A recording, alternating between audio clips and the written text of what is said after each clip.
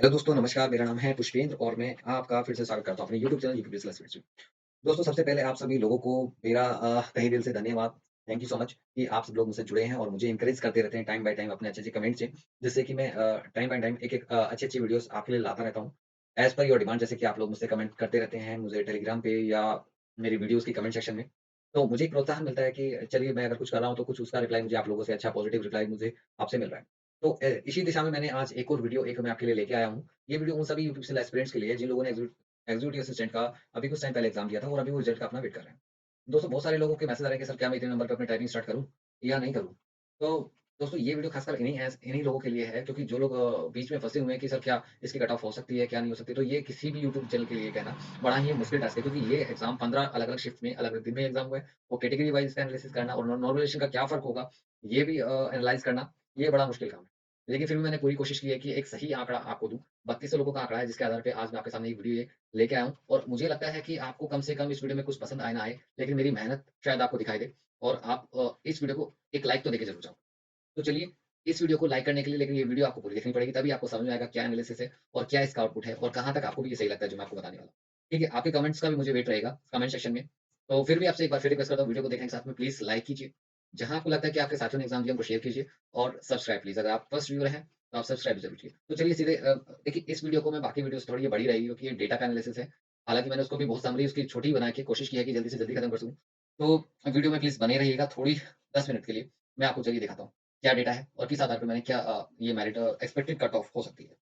तो दोस्तों, सबसे पहले ये शिफ्ट वाइज़ नॉर्मलाइज़ेशन का इफ़ेक्ट है जो मैं आपको इसमें दिखा रहा हूँ। ये सारी शिफ्टें 15 शिफ्ट में एग्ज़ाम हुआ था 21 तारीख से 30 तारीख तक के बीच में। ठीक है? ये अलग-अलग शिफ्ट्स हैं और टोटल 3208 लोगों ने अपना रिस्पॉन्स दिया था। इन लोगों के आँकड़ों के आधार पर ही मैं आपको बता रहा हूँ कौन-सी शिफ्ट सबसे ज़्यादा नॉर्मलाइज़ेशन में फ़ायदा देने वाली है। तो सबसे पहली शिफ्ट देखिए, 25 तारीख की जो ढाई बजे की शिफ्ट है, एविंग वाली शिफ्ट है, इसका एवरेज सबसे कम है और इसमें जो हाईएस्ट मार्क किसी ने गेन किया है, तो वो 139 एक यूआर कैटेगरी के कैंडिडेट ने गेन किया है। और इस शिफ्ट के डेटा के एनालिसिस के बाद इसमें मैक्सिमम नॉर्मलाइज़ेशन बनता है 41 नंबर का, इस शिफ्ट में, ठीक है? और जो इस शिफ्ट में सबसे कम अगर देखा जाए, जितने ये 184 लोग हैं इसमें, वो 26 नंबर का बनता है। यानी कि इस शिफ्ट के बंदों को या इस शिफ्ट के कैंडिडेट्स को ये इतना फ़ायदा मिलने वाला है कि कम से कम ये लोग आप मान के चलिए कि शायद 20-25 नंबर का इसमें नॉर्मलाइज़ेशन का फ़ायदा मिलेगा ही मिलेगा। बशर्ते आपने अटेम्प्ट अच्छे किए हों, आपने एक्यूरेसी का ध्यान रखा हो थोड़ा-सा, तो ठीक है। इसके बाद दूसरे नंबर की शिफ्ट जो है, जो ज़्यादा आपको नंबर देके जाएगी नॉर्मलाइज़ेशन में, वो है 25 तारीख की मॉर्निंग शिफ्ट। ठीक है? तो इसमें भी आप देखिए, इसका एवरेज कम है और इसमें 129 नंबर हैं, जो इन 140 लोगों में से जो टॉप कैंडिडेट है वो 129 नंबर लेके आया है और नॉन-वेज का फ़ायदा उसमें 35 नंबर का। इसमें भी देखा गया है, शिफ्ट में भी किसी बच्चे को नेगेटिव मार्क्स नहीं मिले, यानी कि नॉन-वेज में नंबर किसी के कम नहीं हुए हैं, प्लस ही हुए हैं। ठीक है? देन थर्ड शिफ्ट आती है 29 तारीख की इवनिंग की शिफ्ट, जिसमें 184 लोगों ने रिस्पॉन्स दिया, इसका एवरेज भी बहुत कम है और यहाँ पे ईडब्ल्यूएस कैटेगरी का जो कैंडिडेट है, ये टॉप स्कोरर है इस शिफ्ट के अंदर और यहाँ 37 नंबर तक का बेनिफिट मैक्सिमम मिला है इस शिफ्ट के अंदर। देन इसमें भी देखिए कि इसमें पॉजिटिव ये है, कम से कम 37 नंबर मिले हैं इस शिफ्ट में, जितने बच्चों ने रिस्पॉन्स किया है और 37 मैक्सिमम मिला है। तो इसमें भी अच्छा फ़ायदा मिलने वाला है। देन उसके बाद चौथे नंबर पे जो आती है 22 तारीख की शिफ्ट है, मॉर्निंग की शिफ्ट है, इसका एवरेज भी कम है एंड इसमें भी नॉन-वेज का फ़ायदा ज़्यादा मिला है। तो ये सारा जितना भी नॉन-वेज का मैं आपको बता रहा हूँ, ये स्टैटिस्टिक्स बेस्ड एनालिसिस है, जिसके आधार पे देखा जाता है कि कौन सी शिफ्ट ज़्यादा हार्ड है, कौन सी शिफ्ट ईज़ी है, इसके कितना एवरेज स्कोर है उस शिफ्ट का। तो इस बेसिस पे ये एनालिसिस की गई है। देन उसके बाद चौथी शिफ्ट मैंने आपको बता दी। देन फिफ्थ शिफ्ट है 28 तारीख की, ढाई बजे की शिफ्ट। इसमें भी आप देखिए 28 नंबर का बेनिफिट मैक्सिमम इसमें मिला है, लेकिन साथ में इसमें ऐसे भी कैंडिडेट हैं जिन्होंने जितने सही क्वेश्चन किए हैं, कहीं उसी हिसाब से काफ़ी क्वेश्चन्स रॉन्ग भी किए हैं। तो इसलिए उसको एक्यूरेसी बहुत ही पुअर एक्यूरेसी होने की वजह से उसको नेगेटिव का भी सामना देखना पड़ा। नॉर्मलाइज़ेशन में उसके नंबर कम भी हुए हैं। तो ये सब आपके लिए भी है ये डेटा कि किस-किस शिफ्ट में नॉर्मलाइज़ेशन में नंबर माइनस भी हो सकते हैं। तो ऐसा नहीं है कि नॉर्मलाइज़ेशन में नंबर प्लस ही होते हैं, नॉर्मलाइज़ेशन में नंबर कम भी हो जाते हैं। देन उसके बाद 6th शिफ्ट 28 तारीख की मॉर्निंग की शिफ्ट, ये ठीक है? और देन लास्ट है 30 तारीख की 9 बजे की शिफ्ट जो है मॉर्निंग की, उसमें भी ओबीसी का एक कैंडिडेट है जिन्होंने अच्छे नंबर अपने शेयर किए हैं, 135 का स्कोर उन्होंने किया और यहाँ भी आप देखिए कि 27 नंबर तक का इस शिफ्ट में मैक्सिमम नॉलेज का फ़ायदा मिल सकता है।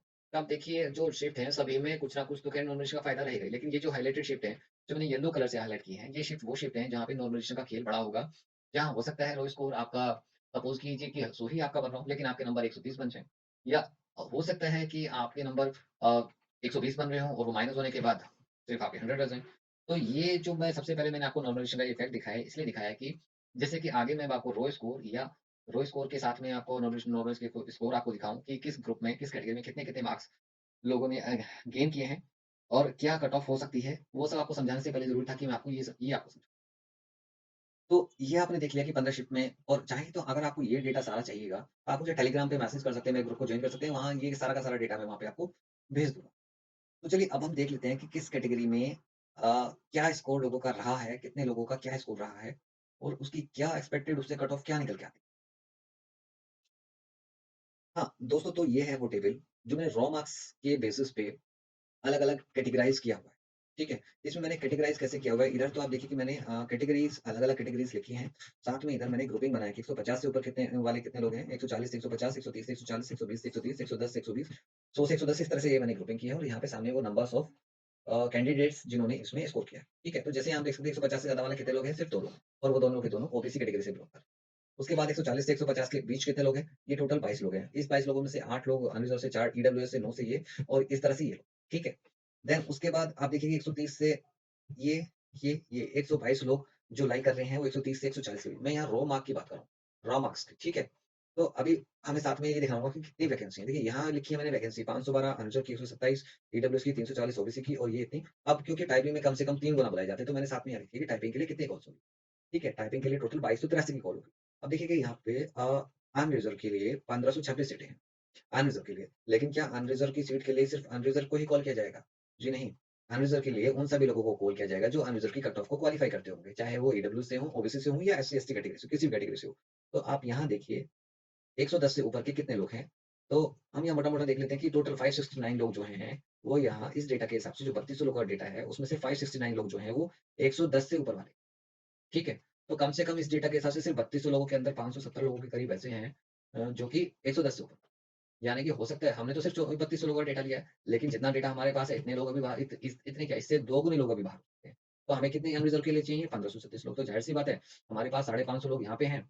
तो क्या अभी 1000 लोग हो नहीं सकता क्या कि अभी 1000 लोग ऐसे हैं जिन्होंने अपना डेटा शेयर नहीं किया हो? बिल्कुल हो सकते हैं। तो कम से कम यहाँ से मैंने इसको आधार माना है कि 569 लोग ऐसे हैं, सब कैटेगरीज़ में मिला के जो कि 110 की कट ऑफ को पार कर रहे हैं। ठीक है? 110 की कट ऑफ को पार कर रहे हैं और इसके बाद 1536 में से आप इतने निकालेंगे तो लगभग आपके पास 1000 कैंडिडेट और चाहिए। तो अब इतनी बड़ी संख्या में लोगों ने एग्ज़ाम दिया है, तो ज़ाहिर-सी बात है 1000 लोग मिलना कोई ज़्यादा मुश्किल या बड़ी बात नहीं है। इतने लोगों ने ज़रूरी नहीं कि हर कोई अपना डेटा शेयर कर दे कहीं न कहीं सोशल मीडिया पे, हो सकता है उन लोगों ने शेयर ना करना चाहो। तो इसलिए मैं ये मानता हूँ कि 110 से ऊपर वाले जो हैं, इसमें 1000 लोग ऐसे हो सकता है और मिल जाए, हो सकता है ना मिले, हो सकता है ना मिले, इतने लोग ना हों इस स्कोर से ऊपर वाले अभी। लेकिन फिर भी मैं मान के चलता हूँ क्योंकि जैसे मैं यहाँ देख रहा हूँ कि यहाँ से यहाँ तक आप देखेंगे तो 281 लोग हैं, ठीक है? और यहाँ से यहाँ तक जो ईडब्ल्यूएस में जो हैं 110 से ऊपर हैं, यहाँ पे 245 लोग हैं। इस तरह से यहाँ पे भी 457 लोग हैं ओबीसी में और देन यहाँ पे देखिए आप 69 लोग हैं। तो सबसे बड़ा जो ज़्यादा यहाँ पे दिखाई दे रहा है हमें कि ओबीसी के जो 457 लोग हैं, तो कहीं न कहीं ओबीसी में और भी ऐसे कैंडिडेट्स और 500 कैंडिडेट्स और भी ऐसे हो सकते हैं जो कि इस स्कोर से ऊपर की सीमा में आ रहे होंगे। तो इस हिसाब से मेरा मानना है कि ये अदर कैटेगरी के जो कैंडिडेट्स हैं, जो 110 से ऊपर लाइक कर रहे हैं, ये सारे के सारे यूआर कैटेगरी में फाइट करेंगे, नेक्स्ट फेज़ के लिए। ठीक है? तो इस हिसाब से कम अनरिज़र्व की कट ऑफ रॉ स्कोर के हिसाब से 110 होनी चाहिए, अगर वो 1000 बंदे और इसमें अब ऐड हो जाते हैं, ठीक है? और हो सकता है इससे थोड़ी बहुत 5 नंबर प्लस माइनस हो सकती है, लेकिन मेरा मानना यही है कि इतना ये सारे लोग अनरिज़र्व कैटेगरी में फाइट करेंगे और अगली फेज़ में टाइपिंग में पहुँचेंगे। देन उसके बाद हम देख लें क्योंकि ये अब जितने भी लोगों ने ईडब्ल्यूएस में यहाँ पे स्कोर किया था, 4 लोगों ने 140 से ऊपर, यहाँ 130 से 140 के बीच 37 ने, क्योंकि ये लोग तो अब ऑलरेडी अनरिज़र्व में काउंट हो गए, क्योंकि ये उस कट ऑफ को पार कर रहे हैं। देन अब बचे हुए जो हैं नेक्स्ट, अब यहाँ सिर्फ 381 लोग चाहिए इनको टाइपिंग के लिए, ठीक है? अब इससे नीचे अगर हम थोड़ा-सा और आते हैं, 100 से 110 के बीच भी लगभग सवा सौ लोग हैं, ठीक है? सवा सौ लोग हैं, अब 200 लोग और अगर यहाँ पे ही मिल जाएँगे इनको, तो ये कट ऑफ भी, रॉ स्कोर भी इसका यहाँ पे लगभग इतना पहुँच जाएगा, कितना? 100 के आस-पास। 100 से थोड़ा नीचे भी हो सकता है, ठीक है? 100 से थोड़ा ऊपर भी हो सकता है। इसी तरह से ओबीसी में आप देखिए कि ओबीसी में यहाँ तक के जो 110 तक के स्कोर वाले हैं, ये अनरिज़र्व कैटेगरी में फाइट कर रहे हैं। तो इससे नीचे वाले आप देखिए कि हमें यहाँ कितना 1032 लोग चाहिए। तो 1032 लोग के लिए ये दोनों 254 और 237 दोनों मिला के 491 लोग होते हैं। तो 600 491 यानी कि लगभग 500 लोग अभी और चाहिए। तो इस वाले रेंज में यानी कि 90 से लेकर 100 की रेंज में ज़ाहिर-सी बात है 500 लोग और भी कहीं न कहीं होंगे ज़रूर। तो इसलिए इसकी कट ऑफ इतनी बनती है कि शायद ओबीसी भी 90 के आस-पास रहो स्कोर के हिसाब से।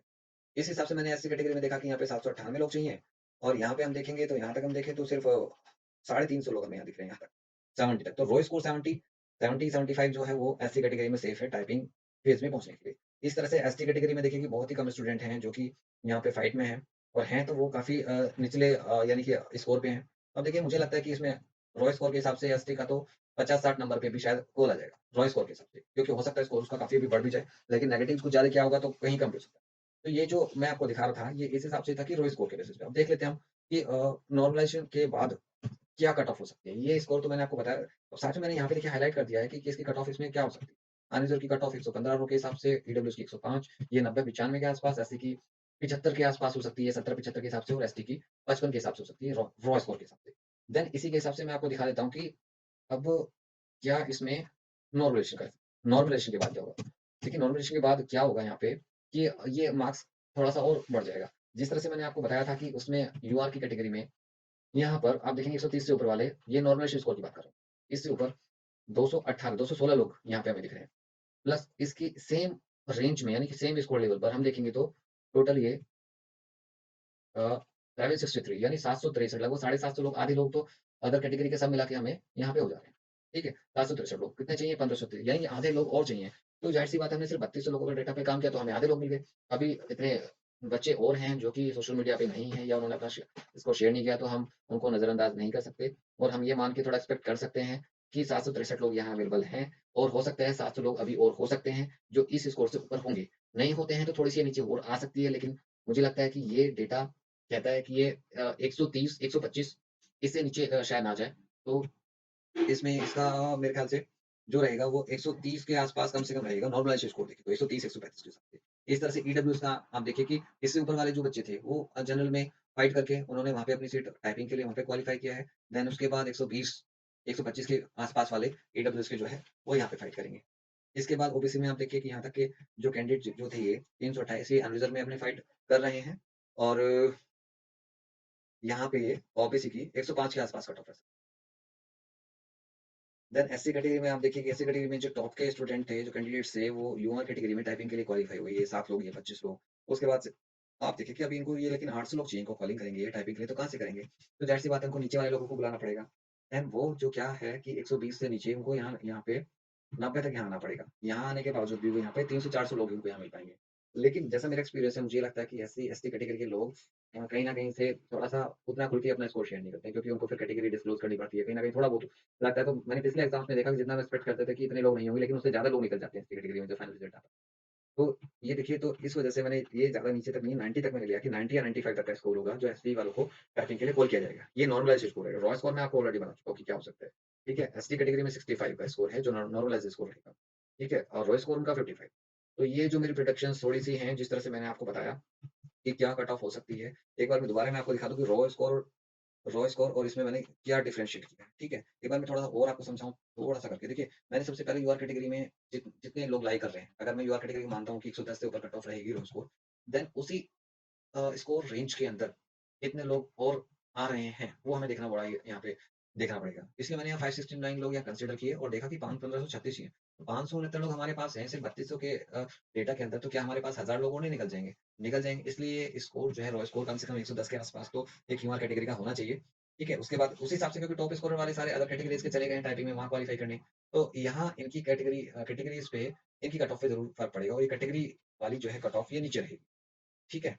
तो यहाँ भी मैंने मेंशन कर दिया, साथ में यहाँ भी हमने हाइलाइट किया हुआ है, जहाँ से आप आइडिया लगा सकते हैं कि क्या कट ऑफ रहेगी। तो ये जो स्कोर मैंने आपको दिखाया, अगर आपका स्कोर इतना आ रहा है, तो आप टाइपिंग बिल्कुल तैयार कीजिए।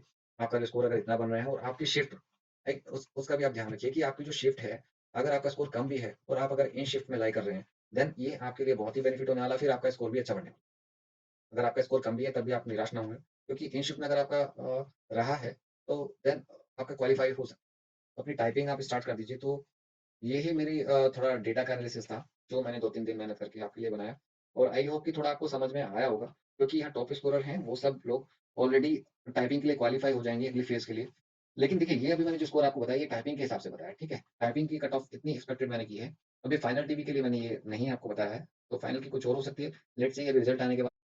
तो guys, thank you so much कि आपने मेरी वीडियो इतना अपना समय देखिए, पूरी वीडियो देखी और आई होप कि थोड़ा आपको समझ में आया होगा कि कट ऑफ क्या रह सकती है और मेरे इस कट ऑफ प्रेडिक्शन से आप कितना एग्री होते हैं। मुझे कमेंट में बता सकते हैं। साथ में अगर एग्री नहीं भी होते हैं, तो भी आप मुझे बता सकते हैं। लेकिन मैंने अपनी कोशिश की है कि शायद आपको एक अंदाज़न एक रिज़ल्ट्स पे आपको ले चल सकूँ, जिससे कि आप भी, अगर कोई नई तैयारी कर रहा है ये सोच के कि मेरे नंबर कम हैं और वो अपनी तैयारी भी नहीं करता, तो हो सकता है कल को वो नुकसान मिल जाए, क्योंकि मेरे साथ ऐसा ऑलरेडी हो चुका है 2018 में, जब मैं इसी पोस्ट के लिए मैंने अप्लाई किया था और लास्ट में मुझे कट ऑफ कुछ और देखने को मिला था, या मेरा नॉर्मलाइज़ेशन में मेरे कंप्यूटर के मार्क्स बढ़ गए थे। तो इसलिए प्लीज़ आप सब लोगों से मेरा कहना है कि अगर आपका स्कोर इसके आस-पास भी है, तो आप तैयारी अपनी टाइपिंग की ज़रूर करते रहें, क्योंकि ये चांस इतनी बड़ी वैकेंसी फिर दोबारा जल्दी से नहीं आती, कई साल के बाद ये वैकेंसी आई है, तो आप अपनी तैयारी बिल्कुल अपनी तैयारी करते रहिए। तो गाइज़ इस वीडियो में इतना ही, फिर भी आपका कुछ क्वेश्चन्स, कुछ क्वेरी है तो मेरे टेलीग्राम ग्रुप से जॉइन करें और वहाँ मुझसे कोई भी क्वेश्चन आप पूछ सकते हैं, मैं उसका रिप्लाई आपको कर दूँगा। मेरा फ़ोन नंबर आपको टेलीग्राम से मिल जाएगा, कुछ भी आपको मुझसे हेल्प चाहिए, so I am ready to help you any time. तो guys thank you so much. इस वीडियो में इतना ही, फिर किसी वीडियो में आपसे मिलते हैं। Thank you so much.